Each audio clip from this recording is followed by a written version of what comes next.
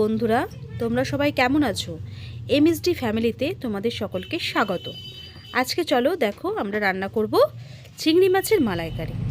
তো দেখো চিংড়ি মাছটা ভালো করে আগে ধুয়ে নিয়েছি, সব কিছু ছাড়িয়ে নুন হলুদ দিয়ে মাখিয়ে রেখেছি। তারপর দেখো প্লেটে সাজানো আছে গোটা হলুদ, ছোটো এলাচ, লবঙ্গ, শুকনো লঙ্কা, তেজপাতা, চিনি, লবণ আর গোলমরিচ গোটা। তারপরে দেখো এখানে পেস্ট করা আছে পেঁয়াজ বাটা, আদা আর লঙ্কা বাটা আর রসুন বাটাটা করে রেখেছি, কিন্তু এখানে লাগবে না। আর দেখো এখানে নারকেলের দুধ করা আছে। দেখো প্রথমে সর্ষের তেল ঢেলে দিলাম কড়াইয়ে,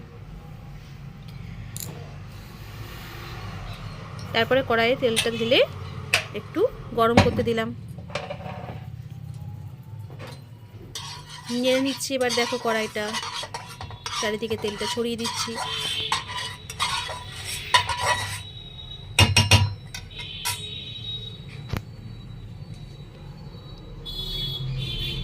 এবার দেখো তেলটা একটু গরম হয়ে গেছে, মাছগুলো এবার একটা একটা করে ছেড়ে দিচ্ছি।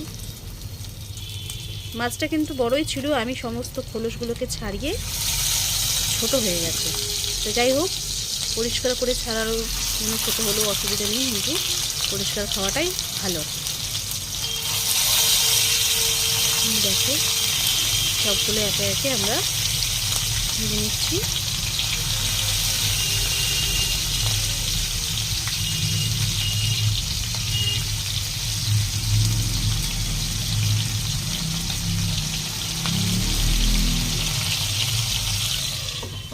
চাপা ঢাকা দিয়ে দিলাম, আবার ফিরে আসছি।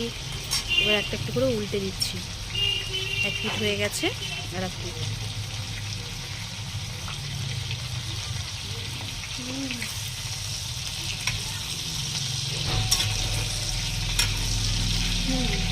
এরপর মাছগুলোকে এবার একটা পাত্রে তোলার ব্যবস্থা নিচ্ছি।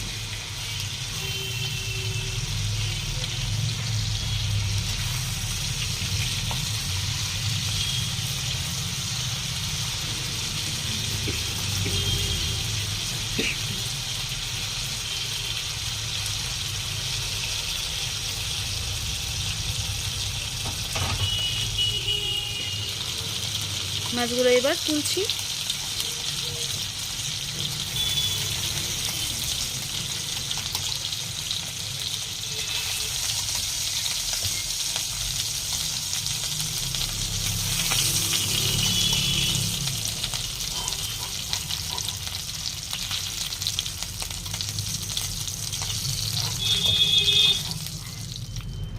দেখো এবার জিরে পেস্ট করা আছে, জিরেগুলোকে জল দিয়ে ভিজিয়ে রাখা আছে। তেজপাতাটাকে তেলের মধ্যেই দিয়ে দিলাম, ওই তেলটুকুটা যেটা ছিল। এবার দিচ্ছি শুকনো লঙ্কা,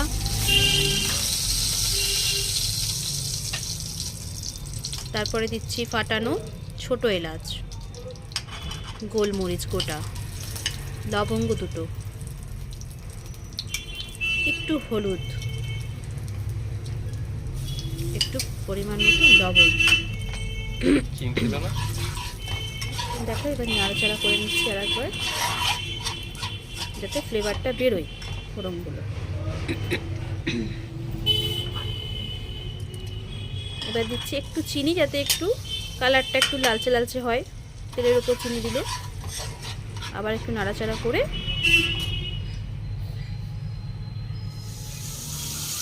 পেঁয়াজ কুচি দিচ্ছি, ধীরে ধীরে করে কাটা পেঁয়াজ কুচি। তারপর এটা একটু নাড়বো। তারপরে দেখো নাড়াচাড়া হচ্ছে। তারপরে দেব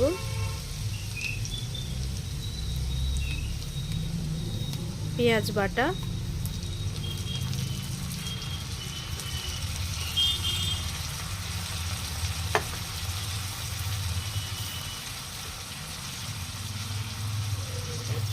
আদা আর লঙ্কা বাটা,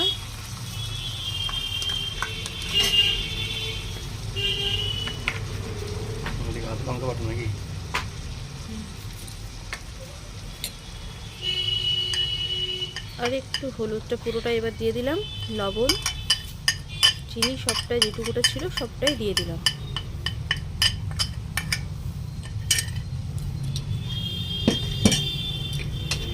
এরপর ভালো করে নেড়ে নেব।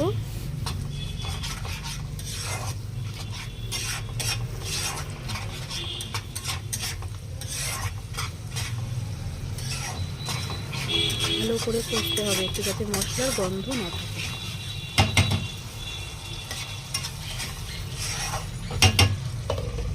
চাপা ঢাকা দিয়ে দিলাম। দেখো ফিরে এলাম।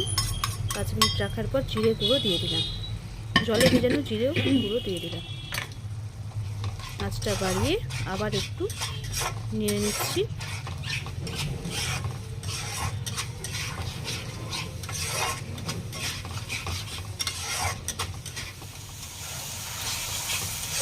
দেখো মশলা থেকে আস্তে আস্তে তেল বেরোচ্ছে।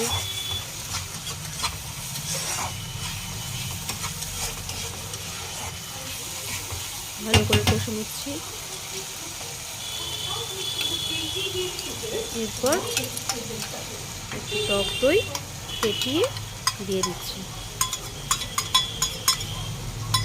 টক দইটা কিন্তু ফেটিয়ে দিতে হবে।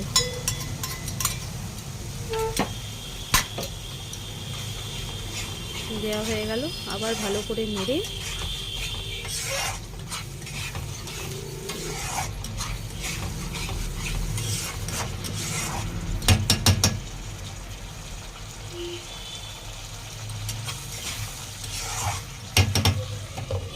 চাপা ঢাকা দিয়ে দিলাম। এরপর দেখো আবার মশলা থেকে তেল বেরোতে শুরু করেছে, একটু ড্রাই ড্রাই হয়ে আসছে মশলাটা।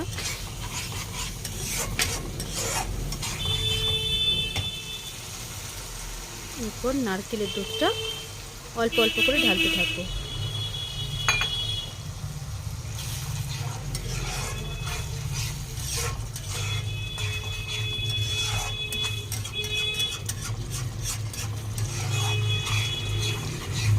আবার নেড়ে নিলাম। আবার একটু চাপা ঢাকা দিয়ে কিছুক্ষণ রাখলাম। দেখো আবার ফিরে এসেছি। আবার একটু নেড়ে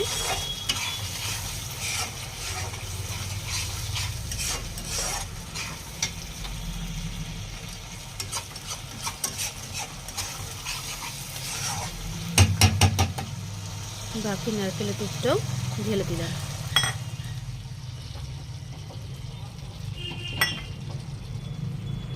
তলানি যেটুকুটা জল মিশালাম একটু ছিল নারকেলের দুধটা, একটু জল মিশিয়ে বাকিটাও সবটা ঢেলে দিলাম। দেখো আর একবার নাড়াচাড়া করে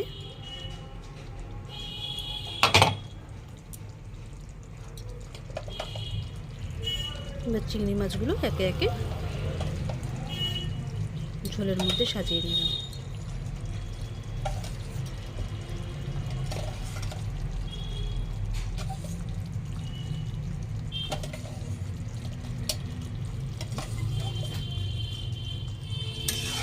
দেওয়া হয়ে গেল।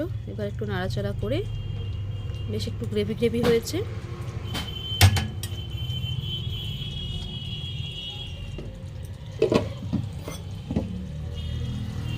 দেখো নামাবার সময় একটু ঘি, একটু গরম মশলা দিয়ে দিলাম। হয়ে গেল তাহলে চিংড়ি মাছের মালাইকারি। তাহলে বন্ধুরা তোমরাও এই রেসিপিটা বানাও এবং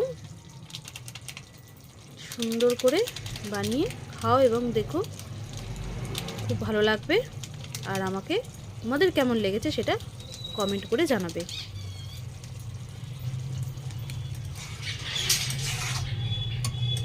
হয়ে গেল। এবার রান্নাটা পুরোপুরি নামিয়ে নেব, অন্য পাত্রে ঢালবো।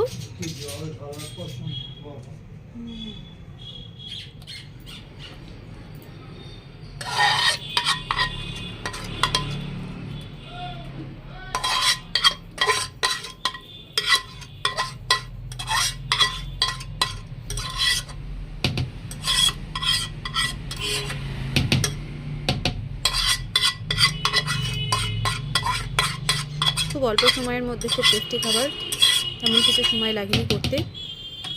তোমরাও বানিয়ে ফেলো। দেখো আমার রেডি হয়ে গেল।